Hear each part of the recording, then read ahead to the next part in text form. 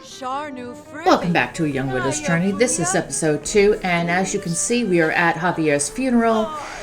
And the outfits are, well, this is what happens apparently when you select polished and have everyone all in black for the funeral. Hayden's wearing a dress. Actually, Hayden's wearing an evening gown. It's a very nice evening gown, but it's not Hayden's style, I think. Claire is wearing a red dress because, you know, that's Claire. And, yeah, well, now it looks like Hayden's changed into a better outfit. But, oh, I can't with these outfits sometimes. But anyway, everyone's saying goodbye to Javi. They're doing a moment of silence.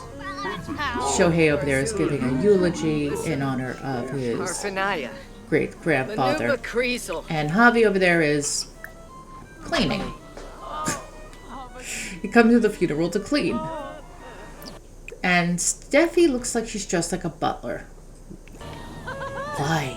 Oh my goodness. I swear, the black and white attire they have for the black and white parties is so much better. It's like the game knows to put the right outfits together. For the funerals lately, oh wow, it's something else. Shohei does look dressed pretty well though. Phoebe sort of. And Leah, well, yeah, Leah looks a little odd. You know, she looks like a preacher, basically.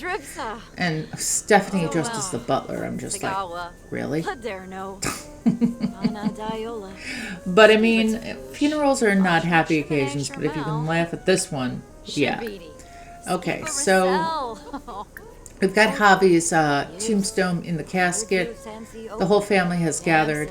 One thing I don't like about the funerals, I love the way they were designed in The Sims 4, but I wish that more people could attend them than just the selected 8 that you have. And I guess they did that because of the game mechanics. But, you know, it's kind of sad that the whole family can't go. Especially if you have a large family, you know, if you have more than 8 kids. Yeah. But anyway, you see little Sonia, she has her makeover. She's now sporting a ponytail, although that's a weird outfit too. But that's what happens when you tell the game, do black and polished. And Grim seems to be here, so I guess he's just checking on things. Interesting. Okay, well, let's catch up with him in a little bit.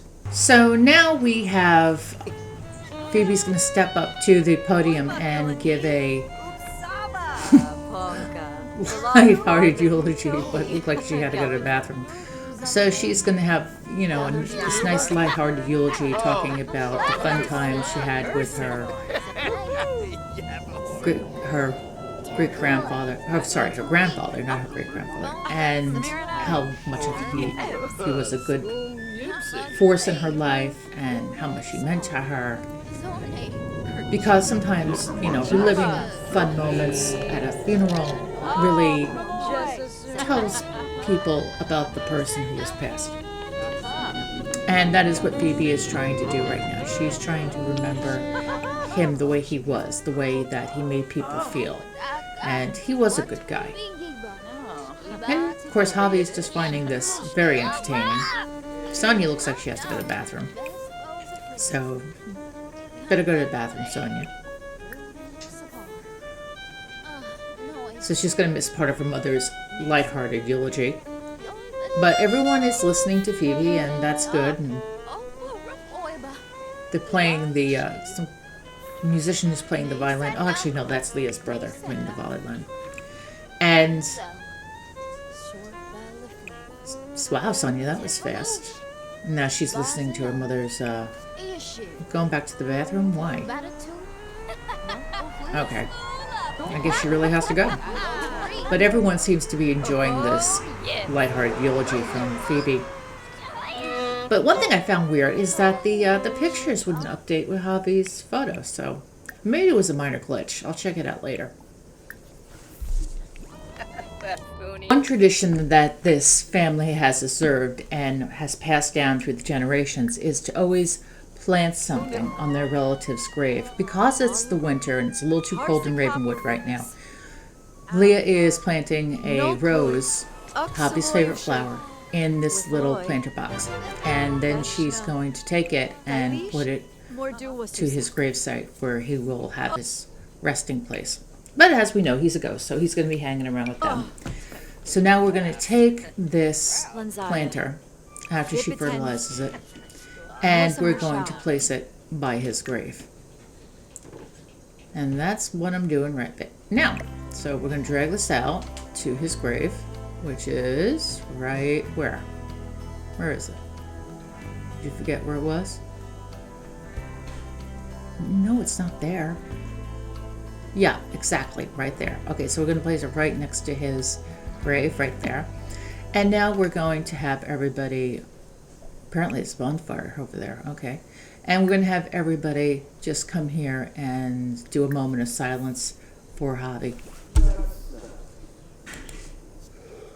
So everyone is now doing a moment of silence. Hobby is very touched by everything that's happened today, and he is crying because he's just overcome with emotion that his family has done this for him and is remembering him in such a fond way and a touching way.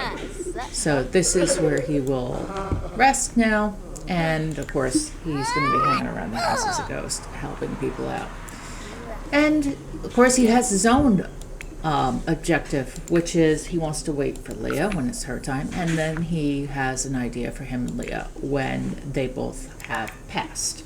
And we will see that unfold when Leah passes, but that's not going to be for quite some time. And now we're back home in San Sequoia. It is the day after the funeral. Javi's taking a swim. Leah has just woken up. She's having some breakfast.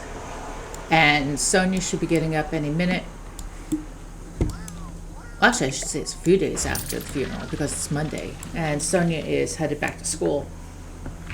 But for Leah, it's not easy. She's trying to adjust to this new normal. It doesn't feel right to her. And, you know, even though Hobby's trying to do the best he can to make his family comfortable and not be so sad, it's still hard for them because they miss him. They miss, you know, who he was and how he laughed and how he would fill the room. And he's still around, but sometimes, you know, being a ghost isn't easy. And he's got a lot to learn about being a ghost, but he wants to really be a good ghost and help his family.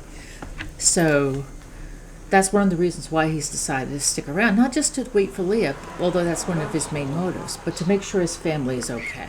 And I think that's what everybody wants, is for their family to be okay. He has decided to just take a bath and relax, but is afraid of something. Is he afraid of the tub? And she's just, you know, she's taking it easy. She looks like she just took a nap. And, almost drowned there. But, yeah, she just needs a couple minutes just to relax, take it easy, not, you know, stress. And looks like that's what she's doing. Sonia has to get up for school, otherwise she's going to be late, and as you can tell, she's really angry.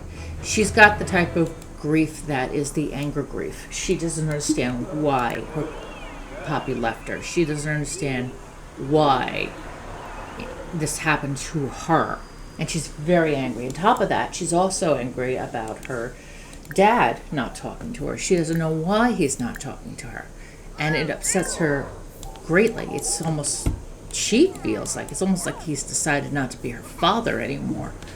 And that is really upsetting to her, as it would be for anybody. But she doesn't know why this has happened. And all this anger has compounded and is making her really upset, and she needs to lash out.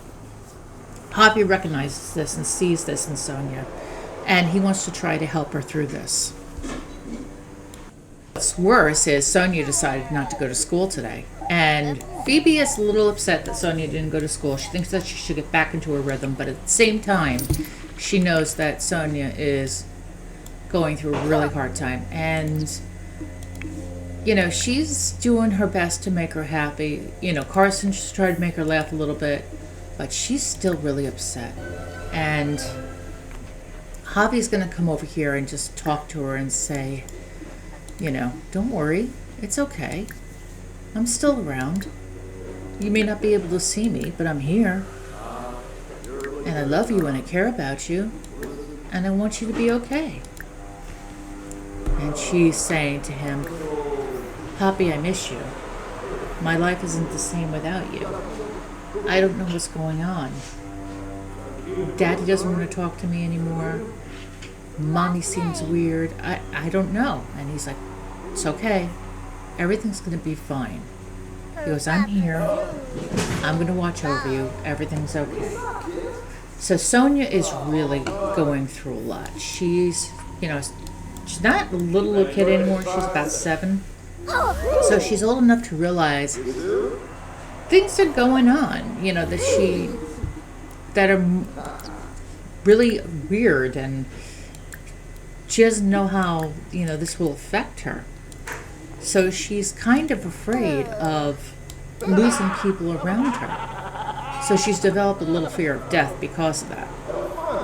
But Javi's reassuring her, telling her, no, hey, listen, it's not all that bad.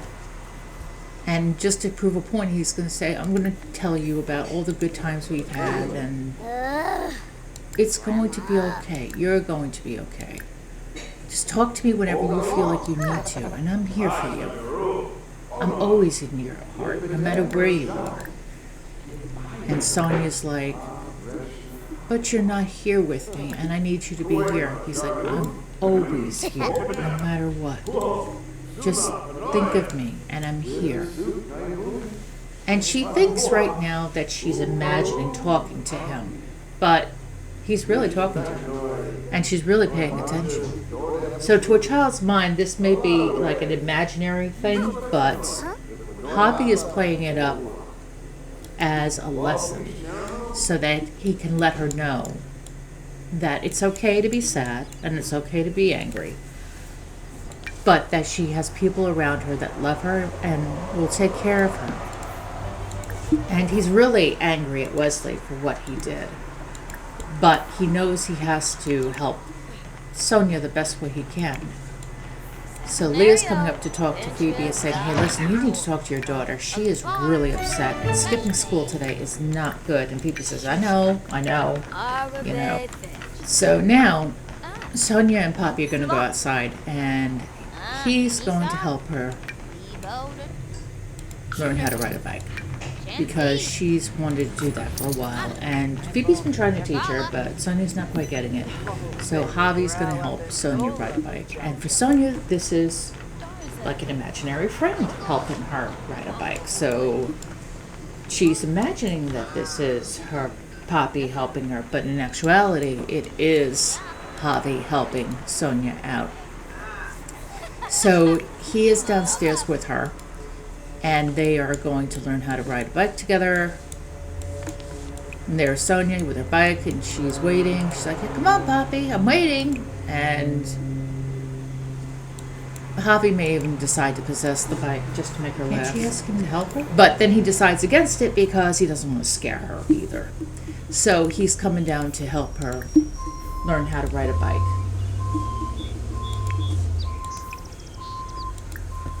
And that's a truck across the street. Interesting. Huh, Amazon. Be right back. So I'm back. It wasn't for me. It was for my neighbors. Anyway, we are back with Sonia. She is trying to learn how to ride a bike. Javi is coming out to help her. So while she's doing that, she's going to talk to the plants. And, oh, Javi, how are you sick? You're a ghost. And Spud's going to hang out too, because why not? Spud's her buddy. So there she goes. She's going to ask Javi to help her. Yeah, there you go, Carson. You're active. Okay. Oh, and Wesley's calling Carson. He's already dating that slimeball. Because apparently the only friend that Wesley has left, because Phoebe hates him, Leah hates him, and Javi hates him, as well as Hayden and Rowan, is Carson. And Carson, you know, really had no reason to hate him, even though he knows what you know, all he knows is that Phoebe and Wesley are divorced, and everyone is angry at Wesley, but he has no reason to be angry at Wesley, so he still considers him a friend, even though everyone doesn't like that. So now it is the night. Javi is going to spray the monster under the bed, and before he does that, he's also going to put Sonia to bed. And again, Sonia thinks this is her imaginary friend, Poppy. You know, she doesn't know that this is actually her Poppy. But to her, it's just like he was putting her to bed when he was alive. And why are you sick, Javi?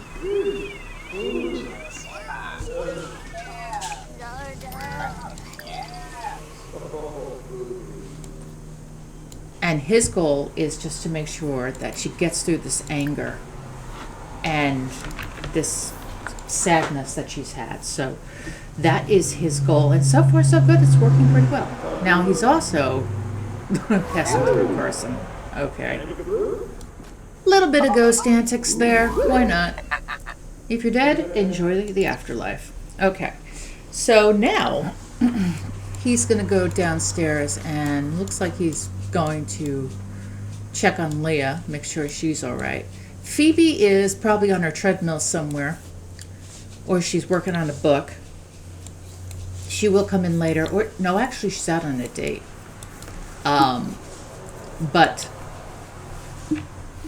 again, Leah has agreed to watch Sonia. Oh no, she's in bed. Wow. No, she's not in bed. Where are you, Phoebe? Where'd you go? All right, Phoebe's out on a date. Okay, so yeah, he's thinking about a lot of different things. But the main thing is keeping the family okay. He wants his family to be okay. And he wants her to know, his wife especially, that he loves her. He's not going to leave her.